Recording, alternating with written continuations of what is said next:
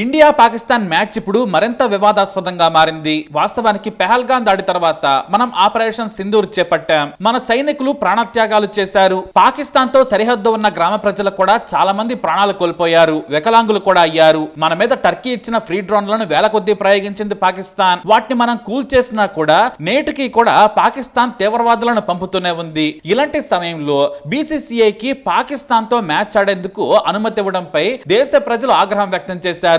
అంతేకాదు భారత్ పాక్ మ్యాచ్ అంటే టికెట్లు హాట్ కేకుల్లో అమ్ముడుపోతాయి. కానీ ఈ మ్యాచ్ అసలు భారతీయులు పట్టించుకోలేదని చెప్పాలి. తమకు ఇంకా పాక్ మీద పేకల దాకా కోపం ఉందని నిరూపించారు. ఇటు మ్యాచ్ ని కూడా టీవీలో చూసేందుకు జనమంతగా ఆసక్తి చూపించలేదు. దీంతో బీసీసీఐకి నిజం తెలిసొచ్చింది. పాకిస్తాన్ తో మ్యాచ్ ఆడేలా అనుమతించిన భారత ప్రభుత్వంపై ఆగ్రహాన్ని పరోక్షంగా చూపించారు ప్రజలు. దీంతో నష్ట నివారణ చర్యలు మొదలుపెట్టింది. వాస్తవానికి పెహల్గాం దాడికి నిరసనగా నల్ల బ్యాడ్జీలు చేతికి కట్టుకుని నిరసన తెలుపుతుందని అంతా భావించారు. కానీ ఆ పని చేయలేకపోయింది భారత క్రికెట్ టీం. కానీ కొంతైనా జనాగ్రహం చల్లార్చేందుకు భారత జట్టు పాకిస్తాన్ జట్టుతో చేతులు కలిపేందుకు నిరాకరించింది. ముందు టాస్ వచ్చినప్పుడు కూడా కెప్టెన్ సూర్యకుమార్ యాదవ్ చేతులు కట్టుకుని ఉన్నాడు. పాకిస్తాన్ కెప్టెన్ తో చేతులు కలపలేదు. ఆ తర్వాత పాకిస్తాన్ కెప్టెన్ టాస్ గెలిచిన తర్వాత కూడా సైడ్ అయిపోయాడు సూర్య.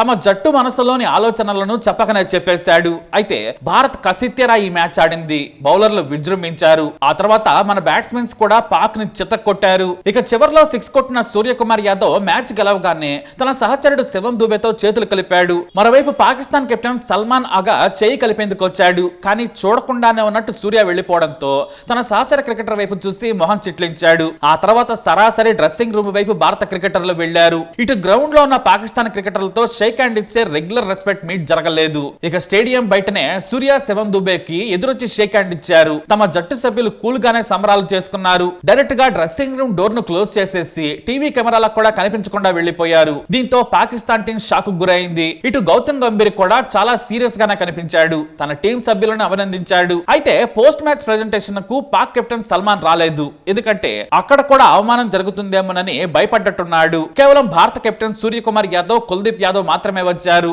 మేము ఈ మ్యాచ్ పెహల్గాం దాడిలో చనిపోయిన వారికి అంకితం ఇస్తున్నాం. వారితో పాటు ఆపరేషన్ సింధూర్ లో పాల్గొని ధైర్య సాహసాలు నింపి మాకు స్ఫూర్తిగా నిలిచిన ఆర్మీకి ఈ విజయం అంకితమన్నారు. ఎప్పుడు కూడా ఇలానే స్ఫూర్తివంతంగా సైన్యం ఉండాలని కోరుకుంటున్నాను. జై హింద్ అన్నాడు సూర్యకుమార్ యాదవ్. ఇక ఈ మ్యాచ్ విజయాన్ని భారత సైన్యానికి పెహల్గాం బాధితులకు అంకితం ఇస్తున్నానని సూర్య అనగానే పాకిస్తాన్ ఆటగాళ్లకు నెత్తురు చుక్కలేదు. ఇలాంటిదేదో జరుగుతుందనే ఊహించాడు పాక్ కెప్టెన్. అందుకే పోస్ట్ ప్రెజెంటేషన్ కు రాలేదు. ఆ తర్వాత ప్రెస్ కాన్ఫరెన్స్ కు సూర్య వచ్చాడు. అక్కడ పాకిస్తాన్ టీం తో ఎందుకు చేతులు కలపలేదో వివరణ ఇచ్చాడు. మేము ఇక్కడికి కేవలం క్రికెట్ ఆడేందుకు వచ్చాం. ఆడాం, గెలిచి పాకిస్తాన్ కు సరైన సమాధానం ఇచ్చామని అనుకుంటున్నాం. మేము భారత ప్రభుత్వం బీసీసీఐతో కలిసి పనిచేస్తున్నాం. కొన్ని విషయాలను మనం క్రికెట్ తో ముడిపెట్టద్దు. వాటికంటే కూడా గొప్ప విషయాలుంటాయి. క్రీడా స్ఫూర్తి కంటే కూడా మాకు పెహల్గాం దాడి బాధితుల విషయమే ముఖ్యం. నేను ముందే చెప్పాను, ఉగ్రవాద బాధితులకు అండగా ఉంటాననుకుంటున్నాం. వారికి సంఘీభావంగా ఉన్నాం.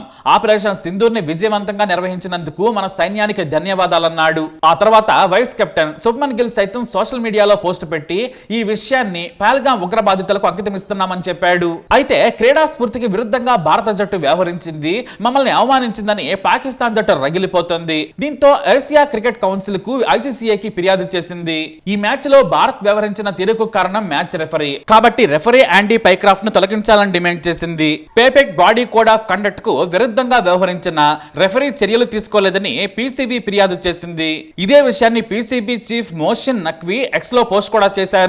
పాకిస్తాన్ టీం మేనేజర్ నవీద్ చెమా కూడా నిరసనగానే తమ కెప్టెన్ ను పోస్ట్ మ్యాచ్ ప్రెజెంటేషన్ కు పంపలేదని తెలిపాడు. పాకిస్తాన్ కోచ్ మైక్ హైసన్ కూడా ఈ విషయంపై మాట్లాడాడు. మ్యాచ్ ముగిసిన తర్వాత షేక్ హ్యాండ్ కోసం మేము సిద్ధమయ్యాం. కానీ భారత జట్టు అంగీకరించలేదు. వాళ్ళంతా డ్రెస్సింగ్ రూమ్ కు వెళ్లిపోయారు. ఇలా మ్యాచ్ ముగిసిన విధానం నిరుత్సాహపరిచిందన్నాడు హసన్. అయితే క్రికెట్ అభిమానులు భారత ప్రభుత్వానికి, భారత జట్టుకి చాలా స్పష్టమైన సంకేతాలు ఇచ్చారు. మీరు మ్యాచ్లు జరిపినా మేం చూడం, అది పాకిస్తాన్ తో అయినా సరే అని బీసీసీఐకి చెంప చెల్లు మనిపించేలా చేశారు. టికెట్ కౌంటర్లు ఓపెన్ చేయగానే అమ్ముడుపోయే స్థితి నుంచి రేట్లు తగ్గించినా కూడా భారత్ అభిమానులు కొనలేదు. ఎందుకంటే పెహల్గాం దాడిలో అమాయకులు ప్రాణాలు కోల్పోయారు. ఆపరేషన్ సింధూర్ లో మన సైన్యం ప్రాణాలకు తెగించింది. బరి తెగించి అంతర్జాతీయంగా కూడా మన మీద విషం చెమ్ముతున్న పాకిస్తాన్ తో మ్యాచ్ ఏంటని నిలదీశారు. చివరకు మ్యాచ్ ను పట్టించుకోకపోవడంతో చాలా ఆలస్యంగా బీసీసీఐ కళ్ళు తెరిచింది. జనాగ్రహం చూసి ఏదో ఒకటి కవర్ చేయాలనుకుంది. బాయ్కాట్ ట్రెండ్ ఎక్స్ తో పాటు అన్ని సోషల్ మీడియాలో ఉర్రు తొలగించింది. దీంతో కోచ్ కెప్టెన్ కు కు బీసీసీఐ నుంచి ఆదేశాలు వెళ్లాయి. ఎవరూ కూడా పాక్ ఆటగాళ్లతో మాట్లాడొద్దు. భారత్ లో ఫ్యాన్స్ ఆగ్రహంగా ఉన్నారు. బాయ్కాట్ ట్రెండింగ్ లో ఉంది. మీరు ఆట మీదనే దృష్టి పెట్టాలి, ఖచ్చితంగా గెలవాలి. పాక్ ఆటగాళ్లతో షేక్ హ్యాండ్ ఇవ్వద్దని చెప్పారు. దీంతో భారత ఆటగాళ్లు కసితీరా ఆడారు. భారత్ లో పాకిస్తాన్ లాంటి నీచపు దేశంతో క్రికెట్ ఆడడాన్ని ఫ్యాన్స్ జీర్ణించుకోలేకపోతున్నారని తెలుసుకొని మొత్తానికి ఎంతో కొంత ఖుషి చేసే ప్రయత్నం అయితే చేశారు ఆటగాళ్లు. ఇటు బీసీసీఐ కూడా జనాగ్రహానికి తలంచింది.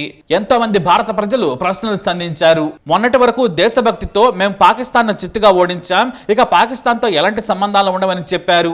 ఇప్పుడు మ్యాచ్ ఎలా ఆడనిచ్చారని రకరకాల ప్రశ్నలు వేశారు. నీచపు దేశంతో మనకు క్రికెట్ కాదు కదా, ఎలాంటి సంబంధాలు వద్దు, మాకు మా ప్రజల ప్రాణాలు దేశమే ముఖ్యం. వాస్తవానికి మనకు క్రికెట్ అంటే ప్రాణం. కానీ 140 కోట్ల మంది ప్రజలు పాకిస్తాన్ తో క్రికెట్ కంటే కూడా దేశమే మాకు ముఖ్యమని చాటి చెప్పారు. చివరకు మన జట్టు కూడా దిగొచ్చి డ్యామేజ్ కంట్రోల్ చేసి పరువు నిలుపుకుంది. లేదంటే బీసీసీఐ బాక్స్ బద్దలయ్యేది. ఇక నుంచి కూడా ఎక్కడా పాకిస్తాన్ తో మ్యాచ్లు మనకు వద్దు. ఇలాంటి వాటితో మనల్ని మనం తక్కువ చేసుకోకూడదు, ఆ దేశానికి దూరంగా ఉండాలి, పాకిస్తాన్ ని అసలు పట్టించుకోకూడదని జనాలు హెచ్చరికలు పంపారు. ఇక నుంచి అయినా సరే ఇంకా జాగ్రత్తగా ఉంటే చాలా మంచిది. మరి మీరేమంటారు? మీ అభిప్రాయాన్ని కమెంట్ ద్వారా తెలియజేయండి. ఈ వీడియో అప్డేట్స్ కోసం మా ఛానల్ ఫాలో అవ్వండి, అలాగే తప్పకుండా సబ్స్క్రైబ్ చేసుకోండి. Just wanted to say something.